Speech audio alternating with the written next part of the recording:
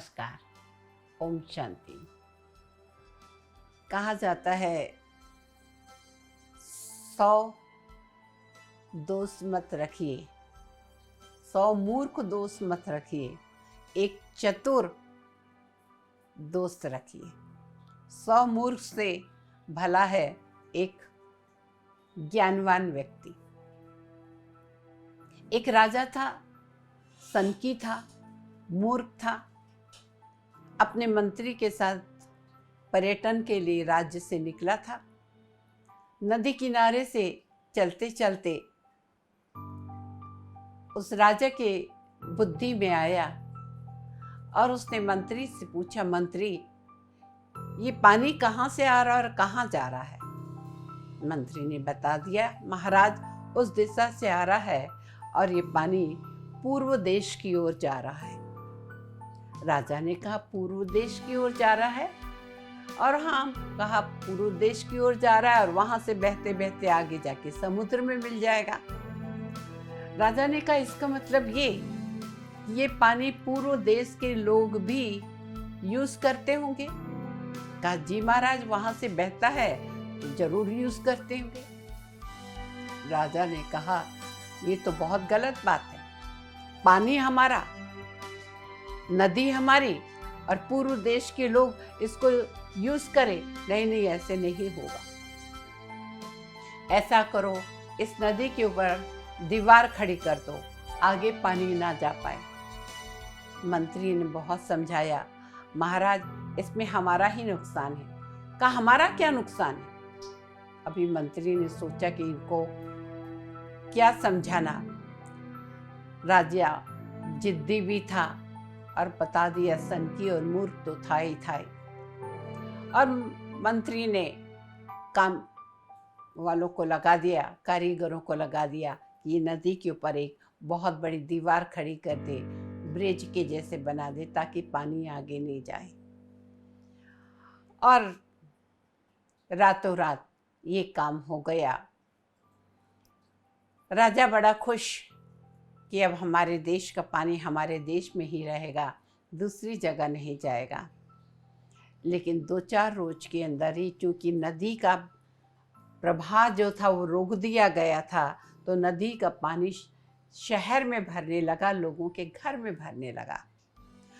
और सभी के सभी लोग आके मंत्री से शिकायत करने लगे, हुजूर कुछ करिए, हमारे घर डूब रहे हैं, हमारे सामान बर्बाद हो रहा है, हमारी चीज़ें बर्बाद हो रही, फसल बर्बाद हो रही है।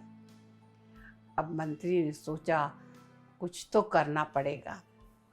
उस राज्य में एक नियम था कि जब 12 बजते तो 12 घंटे बजाए जाते थे, 1 बजता तो 1, 2 बजते तो 2, ताकि हर एक को समय का पता चले। मंत्री उस घंटे बजाने वाले के पास गया और उससे कहा कि देखो, रात को जब 3 बजे तो तुम 6 घंटे बजा देना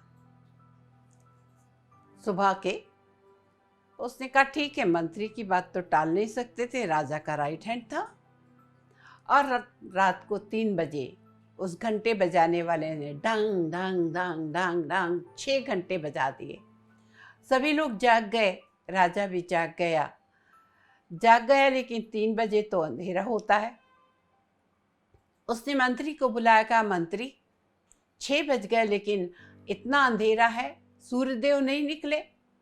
कहा हाँ महाराज नहीं निकले। कहा क्यों नहीं निकले? कहा महाराज सूर्यदेव तो पूरब से निकलते हैं और हो सकता है हमने पूरब दिशा में जाने वाली नदी को रोक दिया, तो वहाँ के लोगों ने सूरज को रोक दिया, इसीलिए आज सूरज नहीं निकला और अब तो हमें ऐसे ही अंधेरे में सारी जीवन बिताना पड़ेगा। राजा ने कहा यानी जिंदगी भर अंधेरे में रहना पड़ेगा, हम कभी सूरज का मुंह नहीं देख पाएंगे? मंत्री ने कहा जी महाराज ऐसा ही होगा। हमने उनकी एक चीज रोकी, उन्होंने सूरज को रोक लिया। और तभी राजा ने कहा कि नहीं, अंधेरे में नहीं जी सकते, ऐसा करो जो नदी के ऊपर आपने दीवार खड़ी की है उसको तोड़वा दो। और मंत्री ने कई लोगों को ले गया और 2-3 घंटे में वो दीवार टूट के गिर गई और तब तक सुबह के 6 भी बज गए थे। और तब सूरज देवता निकल गए। राजा बहुत खुश हुआ, कहा कि मंत्री, हम तुमसे बहुत खुश हैं, तुमने ये बहुत अच्छा काम किया, अब हमें ज़िंदगी में अंधेरे में नहीं रहना पड़ेगा। उन्होंने हमने पानी छोड़ दिया तो उन्होंने सूरज को छोड़ दिया। अब हमारे पास प्रकाश, हमारे लोगों को प्रकाश मिलेगा।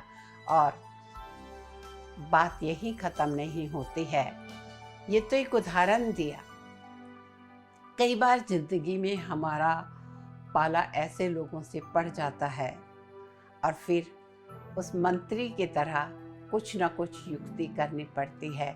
इसीलिए दुनिया में कहावत, 100 मूर्ख मत रखो दोस्त के रूप में, एक दुश्मन रखो जो कि दिमाग वाला हो, जिसके पास बुद्धि हो, तो तुम्हारे जीवन में सुख रहेगा। कहने का तात्पर्य यही, बहुत लोगों से घिरे रहें, लेकिन अगर उनमें बुद्धि नहीं है, उनके संस्कार अच्छे नहीं हैं, आपका जीवन भी अंधकारमय बन सकता है। एक व्यक्ति, 2 व्यक्ति को ही साथ रखिए, लेकिन ऐसे जिनके पास दिमाग हो, जिनके पास बुद्धि हो, जिनके पास समझ हो, जिनके पास अच्छे संस्कार हो, जिससे प्रभावित होकर आप उनका भी भला कर सके और अपने संस्कारों को, अपनी बातों को लेन देन करके एक दूसरे के जीवन को प्रकाशित कर सके। नमस्कार, ओम शांति।